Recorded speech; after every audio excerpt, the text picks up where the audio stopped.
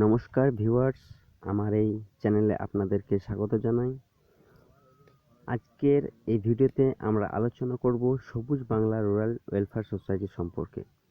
আমরা আলোচনা করব সবুজ বাংলা রুরাল ওয়েলফেয়ার সোসাইটি কি, এর উদ্দেশ্য কি, আর এই সংস্থায় মেম্বারদের বেতন কত, এই সম্পর্কে আলোচনা করব আমার এই আজকের ভিডিওতে।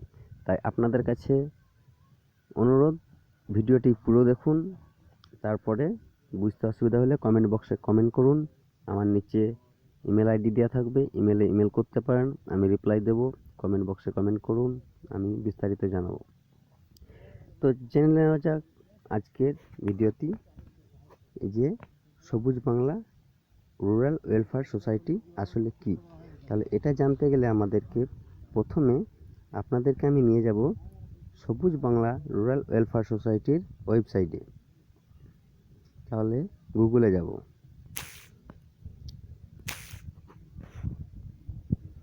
তাহলে গুগল বারে সার্চ করবেন সবুজ বাংলা রুরাল ওয়েলফেয়ার সোসাইটি। এটার লিঙ্ক আমি আপনাদের ডেসক্রিপশনে দেবো, সেখান থেকে আপনি ডাইরেক্ট সরাসরি সার্চ করে নিতে পারেন। তাহলে আমি এটা মোবাইলের লিঙ্ক দিয়েছি, ঠিক আছে। তাহলে আপনারা দেখুন, এই যে মিডিলে একটা অ্যারো চিহ্ন আছে, এই অ্যারো চিহ্নটার হোম লেখা আছে, তার ডান দিকে একটা অ্যারো চিহ্ন আছে। এই অ্যারো চিহ্নটাতে টাচ করলে আপনাদের সামনে এই অপশানগুলো আসবে। তো সেখানে আমি কন্ট্যাক্ট আসে সিলেক্ট করে নেব। কন্ট্যাক্ট আসে সিলেক্ট করে নেওয়ার পর আপনাদেরকে এখানে কন্ট্যাক্টের সমস্ত ডিটেলস জানিয়ে দিচ্ছি যে এই সংস্থাটা কি। সবুজ Bangla rural society welfare society হলো একটা এনজিও সংস্থা।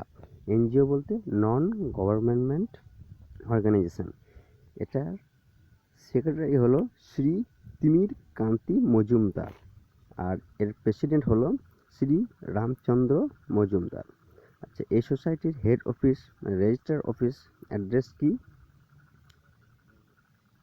237 Netaji Subhas Bose road, police station Netaji Nagar, Kolkata 7,47,000। এবং এর branch office Ramnagar, Chakbaidya, post office Baidyahat, pin 74 33 36, police station Kulpi, জেলা দক্ষিণ 24 পরগনা। এখানে আপনাদের কন্ট্যাক্ট নাম্বার দেওয়া আছে, আপনারা চাইলে এই কন্ট্যাক্ট নাম্বারে কন্ট্যাক্ট করে নিতে পারেন। এখানে ইমেল আইডি দেওয়া আছে, ইমেল করতে পারেন। ওয়েবসাইটের নাম দেওয়া আছে, যেটা লিঙ্ক আমি আপনাদের ডিসক্রিপশনে দিয়ে দিয়েছি, সেখান থেকে সরাসরি এই ওয়েবসাইটে চলে যেতে পারেন। এখানে আমাদের সমস্ত কিছু দেওয়া আছে, যেমন আপনি এখানে যদি অবজেক্টিভে যান তাহলে এখানে বুঝতে পারবেন এই সংস্থার অবজেক্টিভগুলো কি। সমস্ত কিছু ইংরেজিতে লেখা আছে, তাই আমরা ইংরেজি পড়তে পারলে খুব ভালো কথা। পড়তে তো অবশ্যই পারবেন, যদি বুঝতে অনেক জন্য অসুবিধা হতে পারে। তা আমি আজকের এই ভিডিওতে বিস্তারিত আলোচনা করছি। তো চলে যাই আজকে এই ভিডিওতে, মানে বলতে চাইছি এই সবুজ বাংলা রুরাল ওয়েলফেয়ার সোসাইটির উদ্দেশ্যটা কি। এটার উদ্দেশ্য হচ্ছে আমাদের গ্রামীণ বা আমাদের দেশে চাষের ক্ষেত্রে বিদেশ থেকে যে সমস্ত সার, যেমন ইউরিয়া, কীটনাশক পদার্থ, ডিএপি ইত্যাদি নামক যে সারগুলো আনা হয়, সেগুলো জমিতে দিয়ে চাষ করা হয়, যার ফলে আমাদের সমাজে মানে আমাদের পরিবেশে নানা রকম ক্ষতি হচ্ছে। মাটির ক্ষয় সাধন তো হচ্ছেই, তার পাশাপাশি নানা রকম অসুখ বিসুখ লেগে যাচ্ছে। তাই বিদেশিরা আমাদের ওষুধ দিচ্ছে ঠিক আছে, কিন্তু তার সঙ্গে সঙ্গে বিষও দিয়ে দিচ্ছে। তাই আমাদের এই সংস্থার উদ্দেশ্য যে বিদেশি থেকে আনা এইসব প্রোডাক্টগুলোকে বয়কট করে আমাদের জৈব সার ব্যবহার করতে হবে।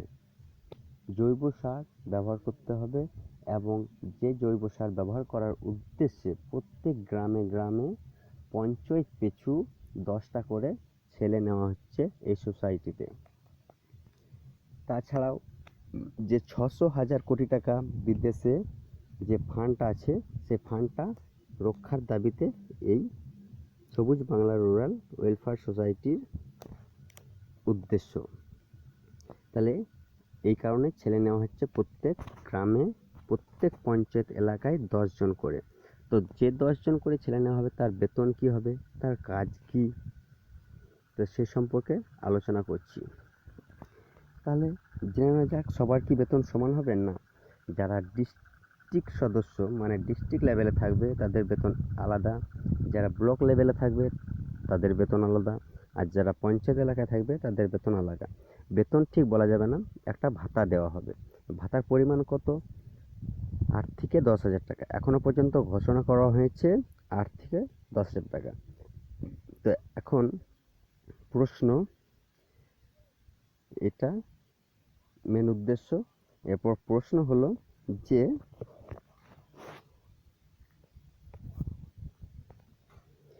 এই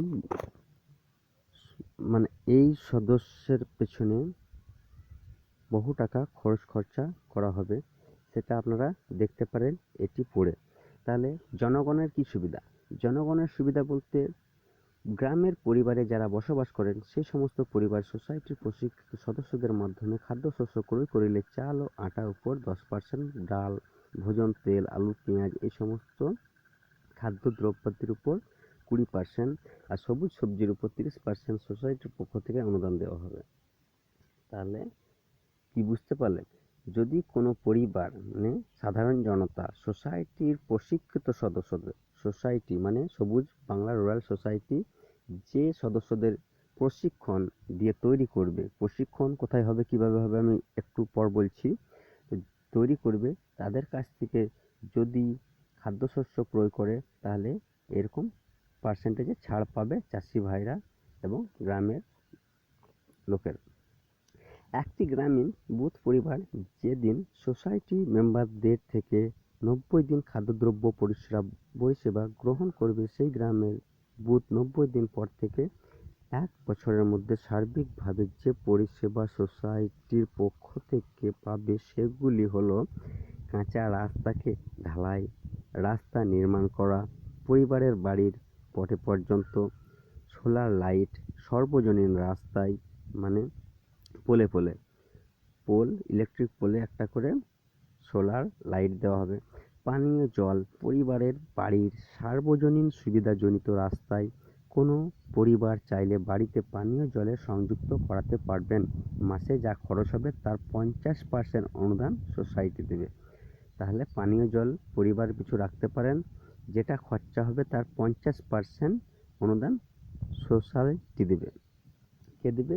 সবুজ বাংলা রুরাল সোসাইটি ওয়েলফেয়ার।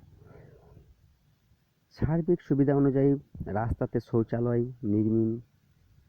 নির্মাণ ও জলের ব্যবস্থা করে দেওয়া হবে।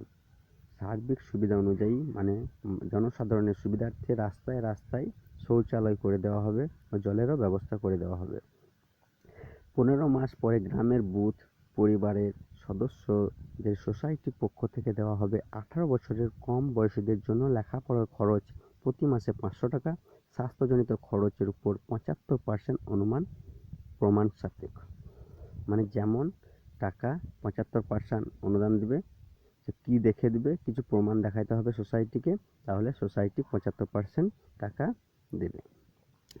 পরিবারের যে সদস্য 60 বছর বয়স অতিক্রান্ত করেছে তাদের জন্য মাসিক সাম্মানিক প্রদান 1,500 টাকা। কোনো সদস্য পরিবার কখনো যদি আকস্মিক দুর্ঘটনাজনিত কারণে মৃত্যু হয়, সেই পরিবারের জন্য আর্থিক সাহায্য প্রদান করা হবে 3 দিনের মধ্যে। যেদিন মারা যাবে তার 3 দিনের মধ্যে তাকে টাকা দেওয়া হবে। কত টাকা দেওয়া হবে সেটা এখনো ঘোষণা হয়নি, তবে আশা করি যেটা দেওয়া হবে সাধ্যমতো ভালো দেওয়া হবে। সদস্য পরিবারের একজন বেকার যুবক যুবতীদের বছরে 300 দিনের কাজের ব্যবস্থা করে দেওয়া হবে। আচ্ছা, সদস্য পরিবার কৃষকদের জন্য চাষের ফসল চুক্তি করে বছরে শতক পিছু 500 টাকা দেওয়া হবে চাষ থেকে ফসল তোলা পর্যন্ত, এবং জমির পরে চর্চা খরচ সোসাইটি বহন করবে। চাষ থেকে ফসল তোলা পর্যন্ত এবং জমির পরে চর্চা খরচ কে বহন করবে? সোসাইটি। গ্রামের বুথ স্তরের সদস্যগণ পরিষেবা প্রদান করার বিনিময়ে মাসে 12,000 টাকা আয় করতে পারবে। সোসাইটি তার দায়িত্ব নিয়ে পরিচালনা করবে। একটা মেম্বার 12,000 টাকা পর্যন্ত আয় করতে পারবে এই সংস্থা থেকে। যে সমস্ত সদস্য 125 জন বুথ ভিত্তিক সদস্য সংগ্রহ করে সোসাইটির সাথে যুক্ত করাতে পারবে তার পদাধিকার বলে 37,500 টাকা প্রতি মাসে আয় করতে পারবেন। একজন হেড যদি সে একটা 125 জন সদস্যকে নিয়ে একটা টিম তৈরি করতে পারে, তাহলে তাকে 37,500 টাকা প্রতি মাসে দিবে যে হেড। আর যে 125 জন হবে তাদেরকে তো 8 থেকে 10,000 টাকা মাসিক বেতন দেওয়া হবে, ভাতা। আচ্ছা, প্রত্যেক সোসাইটির সদস্যগণকে 2টি ভাগে প্রশিক্ষিত করা হবে। তাহলে সোসাইটির সদস্যদেরকে 2 ভাগে ভাগ করে প্রশিক্ষণ দেওয়া হবে, মানে ট্রেনিং দেওয়া হবে। যে সমস্ত সদস্যগণ 125 জন সদস্য নিয়ে উত্তীর্ণ হবে তারা 1 মাস ব্যাপী প্রশিক্ষিত হবেন। যে সমস্ত সদস্যগণ মানে যারা এরকম সামান্য ব্লক লেভেল পঞ্চায়েত লেভেলের সদস্য, তারা কে নিয়ে একটা 1 মাসের ট্রেনিং হবে। আর সঙ্গে কি থাকবে, 1,500 টাকা অনুদান এবং খাওয়া দাওয়া দেবে। আচ্ছা, বুথ স্তরের সদস্যগণ প্রশিক্ষণ শিবির পঞ্চায়েত ভিত্তিক যেটা বললাম ওটা হবে জেলা ভিত্তিক। আচ্ছা, বুথ স্তরের সদস্যগণ প্রশিক্ষণ শিবির হবে 120 দিন। আর সঙ্গে গাড়ির ব্যবস্থা ও দূরান্ত থেকে যারা আসবেন তাদের থাকার ব্যবস্থা এবং সবাইয়ের খাওয়া দাওয়া। আর প্রশিক্ষণ শিবিরে প্রবেশ করার সাথে সাথে প্রতিদিন 300 টাকা অনুদান দেওয়া হবে। তাহলে কি বুঝলেন? আপনি ধরুন যদি সদস্য হন তাহলে আপনাকে যে 28 দিন ট্রেনিং দেওয়া হবে তার জন্য সর্বত্র খরচা দেবে সোসাইটি।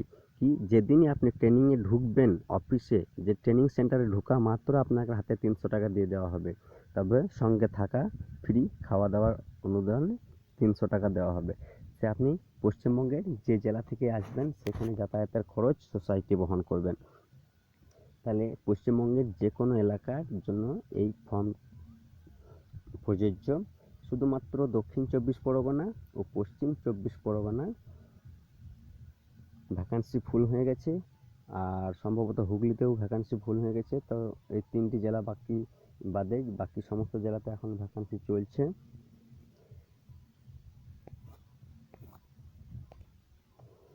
এখনও ট্রেনিং চলছে, ট্রেনিং শুরু হয়ে গেছে। ট্রেনিং প্রতি মাসে শুরু, 1 মাস করে ট্রেনিং হচ্ছে, এখন চলছে, আবার সামনের মাসে ট্রেনিং শুরু হবে। ট্রেনিং হবে কলকাতায়।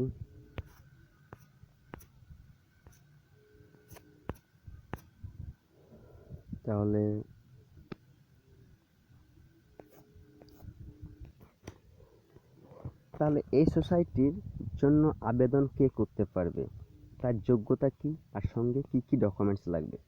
তাকে একটা ফর্ম ফিল আপ করতে হবে, ফর্মের সঙ্গে ফি দিতে